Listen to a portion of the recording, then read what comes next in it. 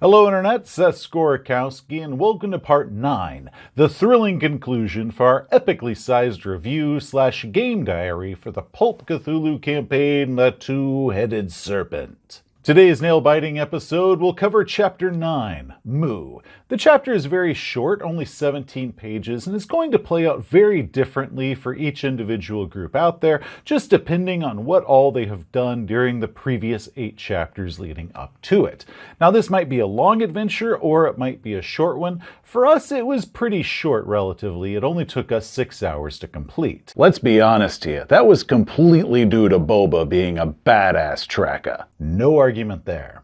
As I said in our previous video, our final session was a 12-hour marathon game, where the player characters covered fully both chapters 8 and 9 in one sitting. I had not expected them to do all of that in one sitting. I figured that we might complete chapter 8, maybe get a little bit of chapter 9 started if we were really lucky, but once we got going, they just slammed through that final chapter, resulting in possibly the best campaign finale that we have ever had. For this adventure, our heroes are Buck Meyer, Jane Darling, Boba, and JJ. But before we can go any further, I must again warn you that there will be spoilers. Spoiler Central, ladies and gentlemen, so any players out there, if you have not completed the Two-Headed Serpent, please stop now. But definitely do send your Game Master this way to see if this campaign will be right for you, as well as receive any tips and suggestions that I can offer. Okay, Keepers, let's get this done. Our game begins after our heroes have entered the portal that's on Snake Island and have been transported to the lost continent of Moo, which is trapped inside of its own pocket dimension after an ancient war between the Serpent People and the Elder Things. The conclusion of Chapter 8 states that the Keepers should avoid any character development phase after the player characters step through the portal and only reward sanity. However, I disagree with that. This is the climax to the campaign, and if my players can improve any of the skills that they have used in the previous adventure before they do this, I'm definitely going to let them improve them. This very well could be the last chance that these players have to play these characters, and I want them to be in top form for the finale of the campaign. In fact, how I decided that the portal was going to work for our campaign is that the portal sort of broke them apart into all these different pieces and then rebuilt them once they reached the far side. And there's kind of this moment of timelessness in the middle, where time sort of moves in all directions and nowhere all at once. And in this instant of timelessness, that is when the character development phase occurs. Also, I treated this as if it was going to give them a full heal. That way, all the player characters were going to be in their top form once we started the finale for the campaign, because they had been beaten down a little bit during the Snake Island adventure, and I wanted them to have all their hit points and all their skills and everything ready to go so we could do this climax in style. The chapter pits the player characters against the final villain for this campaign, and depending on how things have played out, that villain is going to be one of 3 different factions. Hopefully the player characters have eliminated 2 of the 3 factions before this point. For our game, that faction was the Inner Knight, the Serpent People followers of Tsagawa, led by Rose Meadham. So Keepers, because the finale of the campaign is going to change depending on which antagonist is remaining, if somehow your player characters have reached Moo, but there are still 2 or 3 factions that are still active, what I recommend is that you choose which faction that you find to be the most suitable to end the campaign on, and then with the ones that are still there that hadn't been eliminated yet, go ahead and have the player characters meet and eliminate them before they reach the Citadel, and save the Citadel for whichever of the factions that you've decided is going to be the final one. Hopefully you won't need to do that. Hopefully they have eliminated both of the other factions before this, but you never know when it comes to player characters and player character dice. The adventure opens with the heroes standing on a plateau, the bodies of serpent men and alien creatures scattered around them. Tentacles hang from the cloudy sky, and in the distance, the serpent person citadel straddles the volcano of Yadith Go. Well, we are definitely not in Kansas anymore, guys, and hold on. I can see Rose and her flunkies just a few miles ahead. We can still catch them. The PCs can easily spot the trail that leads down from the plateau and through a swampy jungle toward the volcano. The 5-mile journey through the swamp is pretty simple. Keepers can decide among several different encounters. You've got the choice here as to which ones you want to do. As the heroes are crossing this kind of alien and weird and bizarre world that's kind of frozen in time from prehistoric ages, and then through its own course of evolution and weird science has kind of evolved into this very, very weird place. Among the different encounters that my players had, as one of them was included finding a group of dead serpent people and elder things that looked like they had killed each other in combat, and the elder things were armed with these gravity manipulators, sort of these weird weapons that look like TV remotes. But they managed to get out of there before an angry Shoggoth arrived and was going to avenge its elder person master. But the big scene in the jungle forest is when they discovered an injured serpent person that was sinking in quicksand. The module places this as an optional encounter here to be one of the goons of whichever is the lead faction in charge. One of the serpent person goons has been injured and they're sinking in quicksand. And this serpent person can answer any final questions or fill in any plot details that the heroes might have missed leading up to this. In exchange, if the heroes are going to have to let them out of the quicksand, and then they'll tell them all the information that they need to know. However, for my game, this took a very, very interesting twist for us because it just so happened that there was an Inner serpent person that the player characters knew. Szechuan, buddy! Holy crap, man! What are you doing here? When I first recorded the Iceland video and I talked about Szechuan, the serpent person they interrogated there, I didn't fully go into that character because I did not realize at the time that this was going to be an NPC that was actually going to make a return in the campaign. So let me tell you a little bit about him. Szechuan, or Szechuan as the player characters insisted on calling him, he did not want to belong to the Inner Knight. He didn't want to be involved in this entire thing at all. However, he was pressed into service by Rose Meadham, and it was sort of a join our cause or die as an enemy of it sort of affair, but he did not want to be here.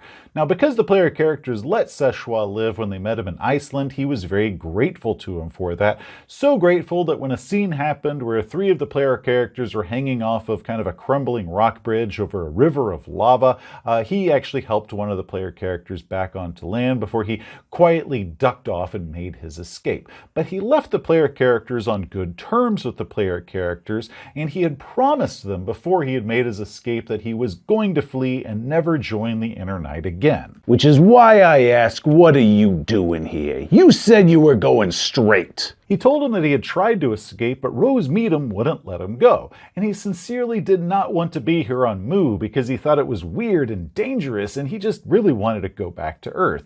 So he gladly told him what Rose Meadham's plan was, which was to activate this ancient doomsday device that was housed in the Citadel, and this device was going to cause all of the volcanoes on Earth to erupt all at once, and this was going to wipe out all of humanity and leave the planet safe for the serpent people to re-inherit and become the masters of. Yeah, that is cool and everything, and we promise to stop her.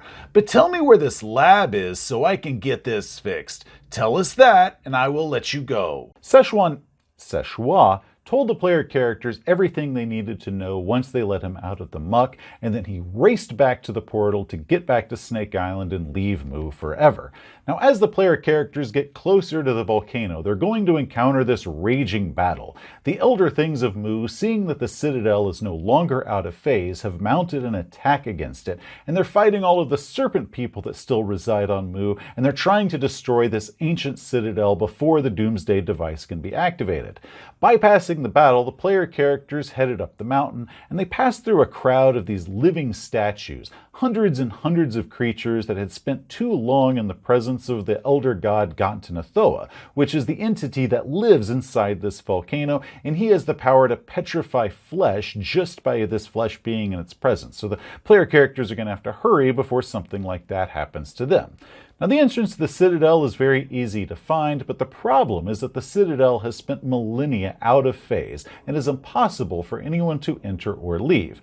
Now, the villain of the game, which in our case was Rose Meadham, has pulled the Citadel back into phase in order to enter it, but it's not fully back into phase. It's sort of kind of partially rippling in and out, so the player characters are going to actually have to wait a bit when they arrive in order for the entrance to come back in phase so they can pass through it.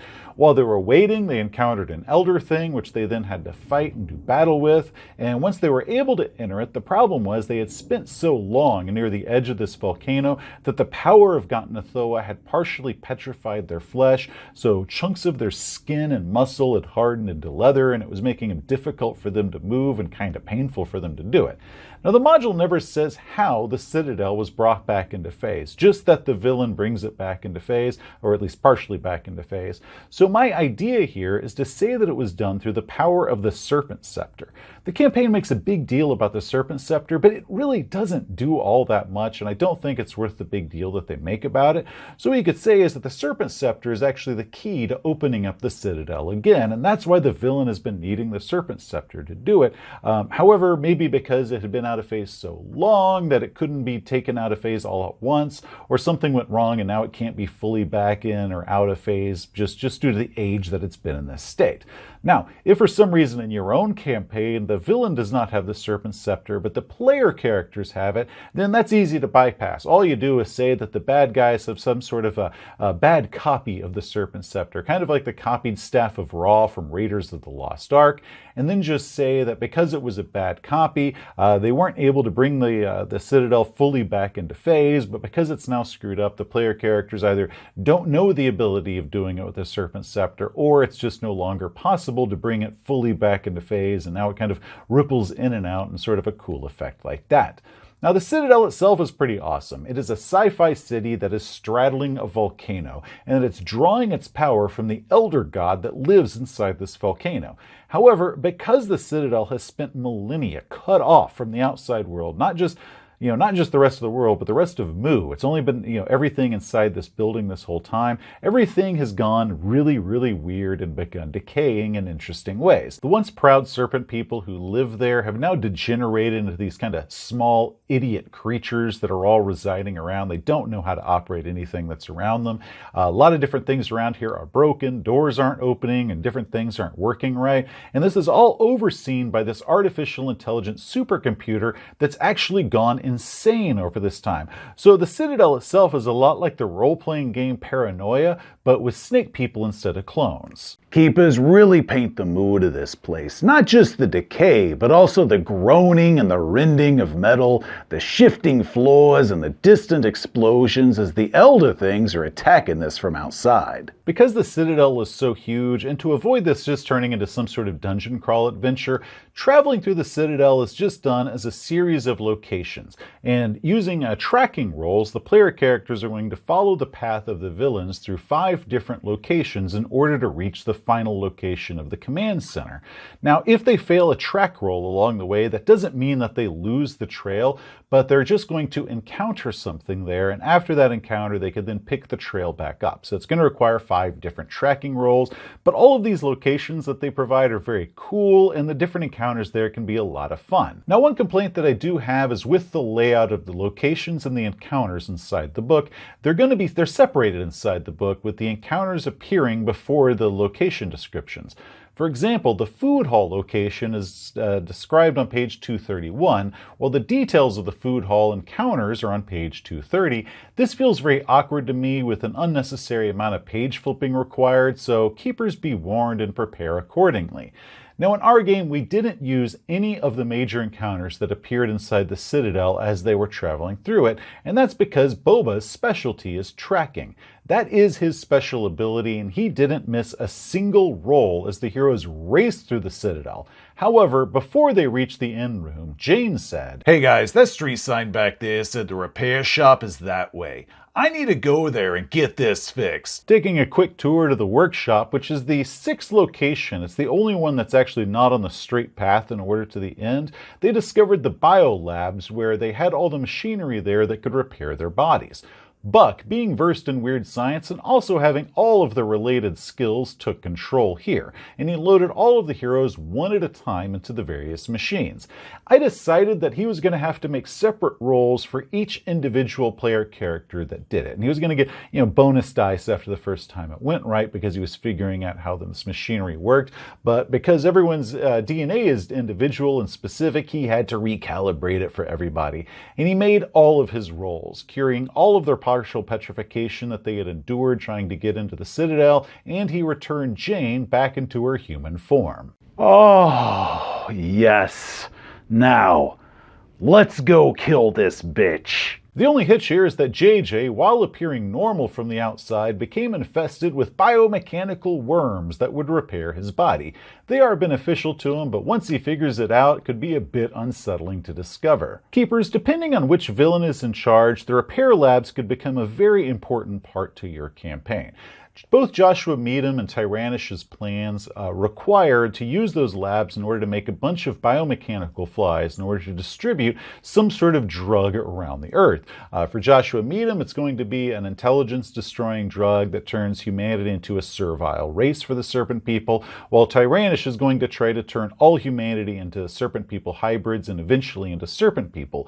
So the labs are going to be an important part of their plot. So the player characters might just tuck in there, destroy everything around it, set up an ambush whenever the villain has to start sending people there and going there themselves in order to fix it and to get their master plan going. So just be warned that this could end up being one of the main portions where a lot of the battles happen inside your own personal campaign. Armed and ready to face their final enemy, JJ said, "Look guys, there is a good chance we are not going to survive this, so here's my idea. Let's arm the half-terrain device and put it on a timer. That way if she kills us, we can still take her out." The heroes all agreed and they armed the bomb. However, they then failed their roll to hide the bomb, and then they failed their pushed roll to hide the bomb, and the result of that is one of the large biomechanical rats that they've seen scuttling all around the Citadel. It kind of came running in through this little ventilation duct, grabbed the half-terrain device, and ran off through a ventilation duct with it, and the duct was too small for them to go through, so they're like, oh crap, this thing's now buried in the wall somewhere. Well, it looks like that robo-rat just did our job for us.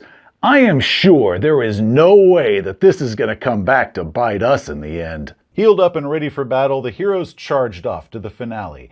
They passed the Temple of Yig, where they fought a formless spawn, and they finally raced down into the control room where Rose Meadham was about to activate the Doomsday device. Fire at will, boys! But not only that, the heroes arrived just in time to see a little hatch open up in the wall, and one of those robotic rat creatures suddenly comes scuttling across the floor of the command center, pushing the fully armed half-terrain device toward Rose Meadham, because the Citadel detected that this was something dangerous and was bringing it to the command center to be dealt with. So now the player characters had a ticking atomic bomb in the middle of the floor that they're about to have a battle on. Holy crap! It brought it here? Okay guys, change your plans. Fire at will, but do not hit the bomb. The heroes sprang into action. Buck charged in and tried to take control of the AI through one of the neural interface chairs. He was then zapped unconscious. Boba dove into action, power sliding across the floor, twin 45s in each hand, and with his insane firearm skill was bending and warping bullet trajectories around him, killing everybody around him, sort of like Angelina Jolie did in that bad movie Wanted. Then laser shots from this AI defense system are exploding all around him. It was a whole lot of fun. Eventually they managed to kill Rose, her goons, a formless spawn, and the AI supercomputer, and they saved the world. However, the damage from all those laser blasts hitting the floor and blowing away different floor panels caused the floor to buckle and begin falling away. The heroes dove for safety, trying to grab onto portions of the walls as the floor plunged and broke out from beneath them and then plummeted down into the volcano where the Elder God Ghatanothoa was waiting. They managed to cling to the sides and not look down at the Elder God because that would have been a death sentence. However, they forgot one important thing. Holy crap! The half-terrain device! None of us remembered to grab it! The bomb fell into the volcano, and I called for a group luck roll to see if the bomb was going to detonate once it hit the bottom, and they failed the group luck roll, and the bomb detonated. This thing consumed the mountain, consumed the Citadel, and consumed the heroes inside. Total party kill. In all my years of running, I've only had 3 TPKs, and with the heroes with this one, they did succeed, but it kind of deflated the mood that they all died just a minute later. Having 1 or 2 heroes die during the finale for a campaign, that's fine. I'm completely acceptable with that. I even find it a little bit desirable in some cases, but a total party wipe at the very end of the campaign, that stinks. But hey, what can you do? So, in conclusion, the Two-Headed Serpent is... Whoa, hold your horses there, bucko. 2 of us still had 30 luck left. It ain't over yet. Dumping the last of their luck, Jane and JJ managed to survive the blast, but the question we now faced was how. Now, how a half-terrain device works is it opens up a controlled portal to the elder god Cthulhu, which is essentially a star. So it opens up this portal that the person arms it to be 1 to 10 miles wide and to last for up to 10 minutes. And this thing comes in with the heat of a star, and then it leaves with a big kind of scooped out section of earth that's kind of lined with glass, and everything inside of it being completely obliterated. So when the device fell into the volcano, it landed on top of the elder god Gantnathoa and then detonated, pulling Cthulhu through. Essentially meaning that Cthulhu was sitting on Gantnathoa's face, and he was not happy about that. So the volcano begins erupting as these 2 gods start fighting it out. So when the device exploded, JJ and Jane both happened to be standing on the stairs leading down into the control room, so we decided that one of those rolling bubbles that was going in and out of phase just happened to be passing over them at the time, so they were out of phase when this thing exploded and they were held completely safe from the blast. And then that section of a hallway then got hurled far away outside of the blast radius, where it then dumped them safely on the ground outside of it, just like a lead-lined refrigerator in a bad Indiana Jones movie. The ground quaking as these 2 elder gods were battling it out behind them. JJ and Jane then raced to where the portal was. However, the portal was now gone because the Citadel was destroyed. And now, with no luck remaining, JJ managed to make a killer Cthulhu Mythos roll, and he reopened up the portal. JJ and Jane stepped through it and back to Snake Island, leaving Moo behind them forever. Overall, Moo was a fantastic end for our campaign. It gave us both a weird and dangerous setting that fit in, but was also very unique for the rest of the campaign, so it didn't seem too out of place, but it wasn't just the same whole thing, and it led to a wonderful climax and a great battle and an exciting end. I like that it gave us different ending options depending on which villain is in charge. So my favorite of those being, if Joshua Meadham is the final end, he has the ability to channel the power of Yig, and he becomes the living avatar of the god Yig, and the player characters have to duke it out with Yig that's on the body of Joshua Meadham. And I think that would have been really cool. It just didn't work out in our campaign that I got to use that ending, but hopefully some other keepers out there will be able to do it. I only wish that there was more foreshadowing to the Citadel's central computer system. I would have liked some mention of it early on, possibly in some of the handouts that they find inside the Meadham building talking about this computer, and possibly some way that the player characters could learn computer skills, because computer skills aren't something that's really used throughout the campaign, but computer skills are one of the ways that you can destroy the computer at the end. So I would have liked some way to kind of encourage that maybe they should start working on these, or maybe it would be worthwhile if they got them, because if they got them at the beginning, they're not really going to be able to use them at all to the end of the campaign. So I would have liked a little bit more computer stuff throughout the campaign. That way it doesn't just show up at the end, because with the central computer at the end that just kind of appears, it kind of feels a bit tacked on. Now for our game, the final session was just about perfect for us. The best part of that for me was that every single character in our group had a chance to shine, make the roles, and do something that nobody else would have been able to do, and kind of be the star of the show for one brief moment and completely save the day, and I love that. JJ used his demolition skills to single-handedly eliminate the Caduceus ship of the Serpent people before they could reach Snake Island. Jane used her incredible piloting skills to fight the giant sea serpent, an act that only she could have done. Bobby used his expertise in tracking to lead the heroes straight to and through the Citadel without getting lost or encountering any of the other obstacles.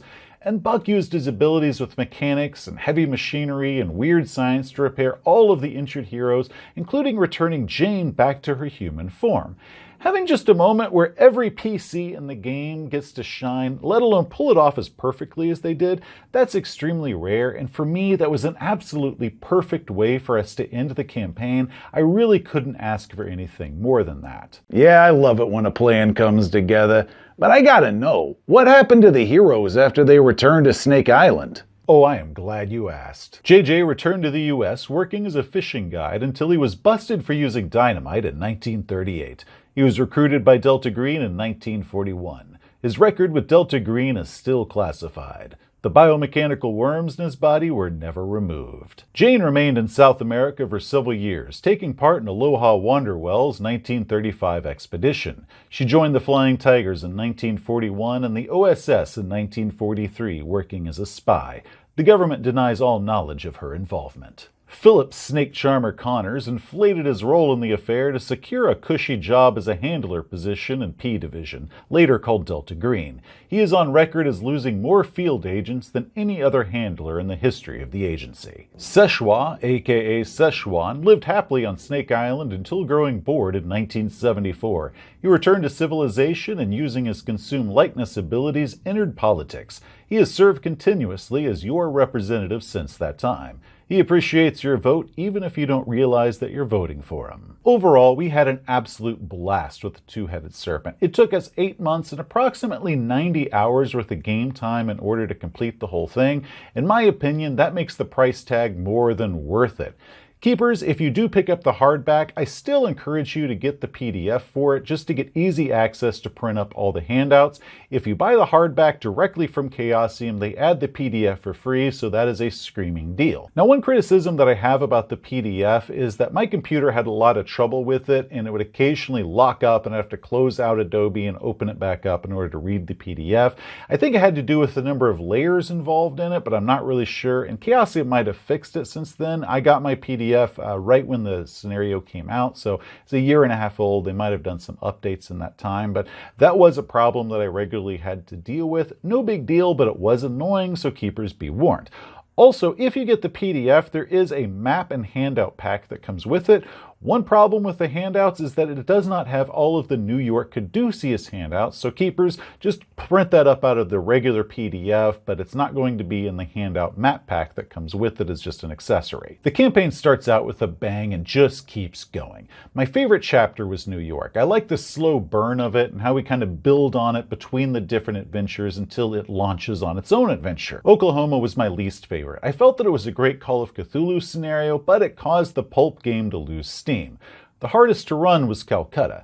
Keepers will need to be on their toes and very organized to keep all of the moving parts of this running smoothly and keep your game going. But that advice also works for the whole campaign. Keepers, this is a 272-page adventure, so you are going to have to do a lot of work in order to keep everything organized and get all the details right and be able to foreshadow things long before they occur, but also to be able to adapt it for whatever happens during the course of your players and their dice getting involved in the whole affair, so it is going to be a lot of work on your part.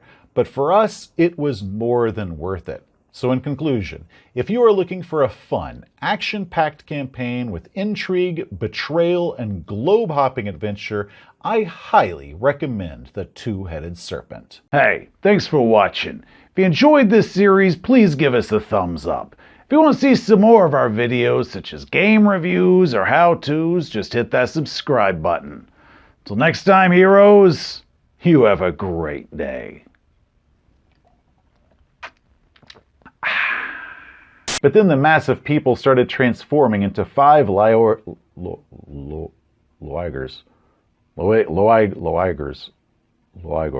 Save that one for the outtakes. Let me take a selfie. Then the mass of people started transforming into 5 Loigers.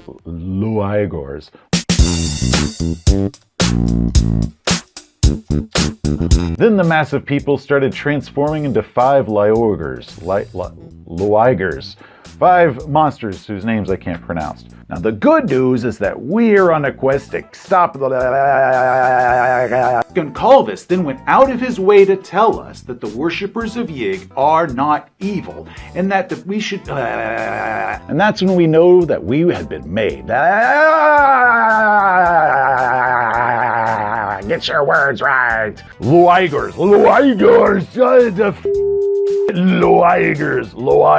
or whatever they're called. How's my makeup? And it took us quite a while just to figure out what in the hell he was talking about. Last one. First take was good. A lot of people have suffered because of your mispronunciation. Wow, that sucks. Loigers. Put that one in the outtakes.